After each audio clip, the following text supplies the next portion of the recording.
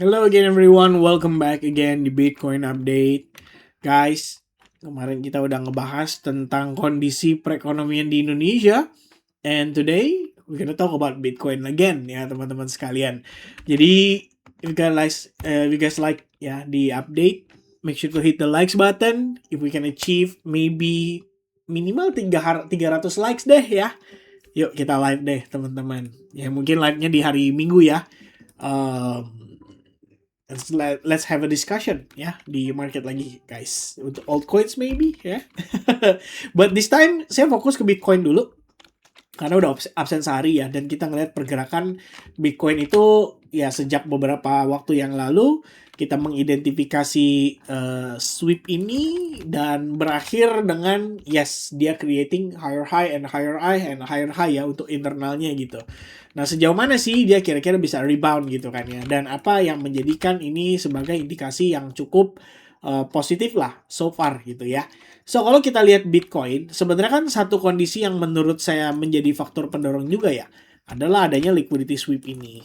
Ya, disambut dengan buying momentum yang cukup baik, dan ini terjadinya tuh after sweep low-nya Juni gitu ya. Jadi kayak kita lihat tuh Juni itu menciptakan low, habis itu opening candle di bulan Juli itu langsung sweep dan closingnya nanjak gitu.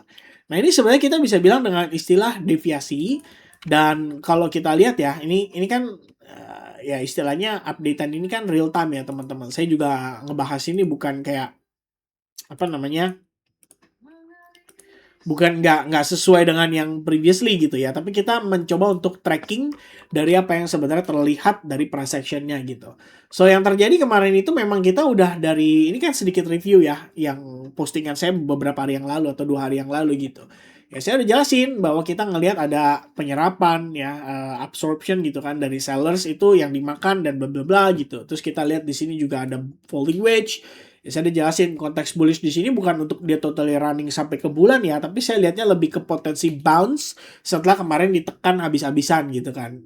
Terutama menjelang penutupan hari akhir bulan Juni gitu. Ya, BTC ongoing nanjak, lagi di tes 100, bla bla bla, and then kita ngelihat di sini ada divergence. So technically ini juga confirming a potential for the bounce. Tapi balik lagi, seperti yang saya jelasin ya, ini kemungkinan reboundnya cuma terbatas gitu. Jadi waktu tempo hari kita ngelihat bahwa dia bisa naik nih sampai 62.800 karena di sini ada trend line ya guys. Dan ini confluence dengan previous support resistance. Kalau sampai dengan hari ini, kondisinya adalah yang bikin saya concern ya, adalah open interest-nya juga naik gitu. Jadi ini ada long buyers yang masuk gitu ke market. Dan ini pretty much bisa ngedorong untuk nantinya ada squeeze lagi, ada flush out lagi. Ya, kita bisa bilang karakteristik biasa market lah ya. Kalau memang udah lagi overheat, open interest melebar, membengkak gitu kan, itu kan berarti pertanda ya, leverage-nya lebih gendut, lebih gemuk gitu kan. Mereka lebih berani di derivatif marketnya. Dan inilah ya, bisa dimakan gitu kayak jebret, habis ya 4 miliar lagi ntar karena kalau turun 57.000 gitu kan.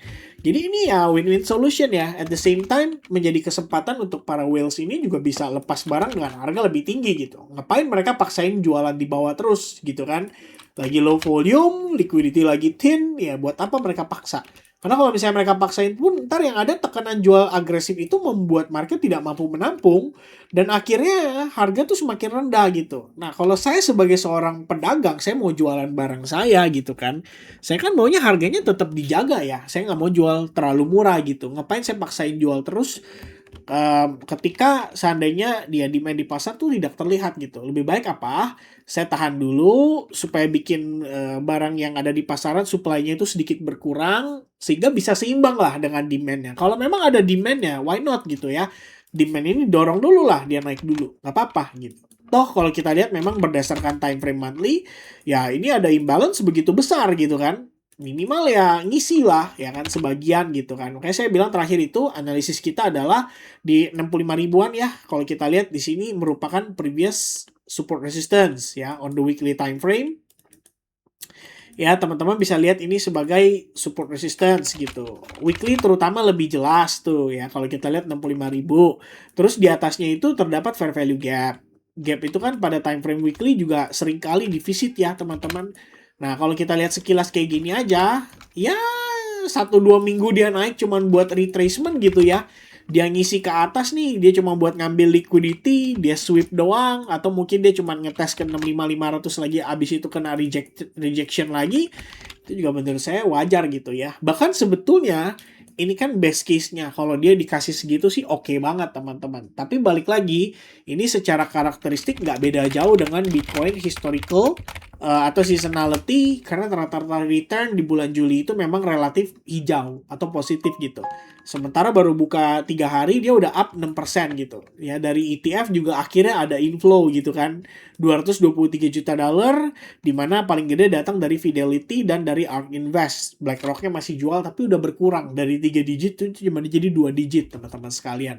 Hari ini market New York libur karena ada Independence Day. Jadi kemungkinan volatilitas kita akan semakin melemah atau semakin melambat, especially today is holiday, besok juga sudah weekend, ya long weekend ya teman-teman.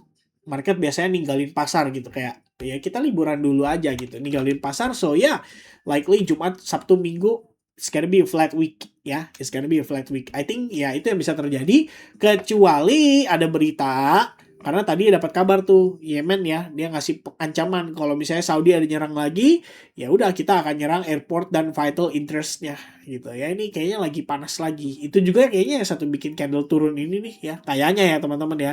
Tapi kalau saya bilang kayak gitu ya, Nasdaq Futures sama S&P Futures gak ada yang betting on the sell side gitu ya. Jadi maybe only Bitcoin teman-teman. Oke, anyway, ya itu kalau dari perspektif higher time frame. Ya, ada kemungkinan kita bisa sweep 65 or 67, yaitu untuk yang zona-zona terdekatnya. Nah, untuk internalnya gimana, Vin? Untuk PR ke situ ya. Ya minimal dia klaim ini dulu dah. Gitu ya. Saya nggak mau ngomong terlalu jauh dulu ya. Minimal dia klaim itu dulu. Kalau kita lihat saat ini, guys, ini benar-benar alot ya. Memang dia break nih dari previous high point. Ya, tipis, tapi tipis banget gitu. Dan kalau saya mau bilang ini solid gitu ya, menurut saya kurang. Why?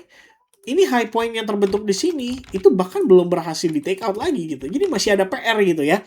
Kalau misalnya di sini aja dia gagal gitu dan harga akhirnya malah kembali turun gitu kan ya. Ini bukan berarti dia balik bearish ya. Justru ketika dia turun kayak gini, saya pikir ini adalah proses pullback yang proper untuk dia retest ke area higher low sebelumnya gitu kan. Kalau kita lihat kan di sini memang terdapat satu zona naik pullback terus dia naik kencang gitu. Nah, ini impulsif, terdapat fair value gap nih. Ya, nah gap ini kan bisa diisi ya teman-teman untuk defisit gitu kan nantinya. Terus karena ini juga baru opening candle bulan Juli, kita bisa pakai VWAP.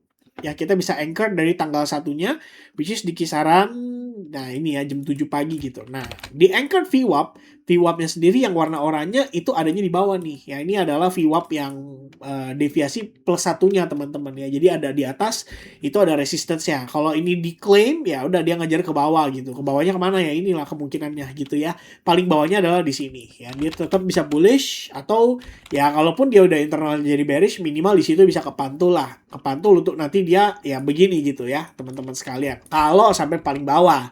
Tapi kalau misalnya dia memang pullback wajar terus kayak testing VWAP lah atau mungkin testing Fibonacci lah, ya adalah kondisi yang sangat wajar ya teman-teman yang kita bisa antisipasi. Dan ingat kata kuncinya adalah wajar gitu ya, bukan sesuatu yang kayak wow gitu ya. So for now that's gonna be the key levels yang teman-teman boleh perhatiin ya. 67 itu yang paling atas, 65, terus di sini ada 62.800 dan 63 ribuan. Habis itu di bawah ya, ini merupakan previous structure yang masih solid, masih valid menurut saya. Oke, for now itu teman-teman. Nah, USDT dominance ini juga menarik untuk dibahas. Kenapa? Karena kita ngelihat ada potensi ya. Ini sebenarnya kalau kita lihat dari time frame yang lebih kecil teman-teman, ini kayak ya you can say that this might be a double top gitu kan. Dia break dari neckline, so dia bisa turun gitu. Turunnya kemana? Ya paling bawah lagi itu adalah di sini. Ya kalau dia balik turun ke bawah sini, technically yang terjadi pada Bitcoin adalah reverse-nya gitu ya. Jadi kalau kita balik chartnya kayak gini, nah mirip nih gitu. Jadi dia bisa ya jemput baru dia turun. Maybe kayak begitu ya. It's gonna be a very interesting scenario sih kalau menurut saya, seandainya terjadi seperti itu. Ya but for now guys, dengan kondisi Bitcoin seperti ini ya, dia naik perlahan.